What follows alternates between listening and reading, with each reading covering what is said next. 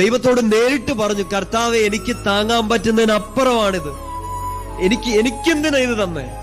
നിന്നോട് ആലോചിച്ച് നിന്നോട് പ്രാർത്ഥിച്ചെടുത്ത തീരുമാനത്തിന്റെ പരിണിത ഫലമായിട്ട് ചില പാനപാത്രം ഞാനിപ്പോ കുടിക്കുകയാണ്. ഒരു തുള്ളിയല്ല, വക്കോളം വറ്റിച്ചിട്ടും ഇനിയും അത് എന്റെ കൈ തന്നെ തന്നേക്കാണ്. എനിക്ക് സഹിക്കാൻ പറ്റുന്നതിന്റെ അപ്പുറമായി കർത്താവെ, എന്റെ ചങ്ക് പൊട്ടിപ്പോവാണ്, മരിച്ചു പോകുന്ന അവസ്ഥയാണ്, എന്നെ സഹായിക്കാൻ പറ്റില്ലേ?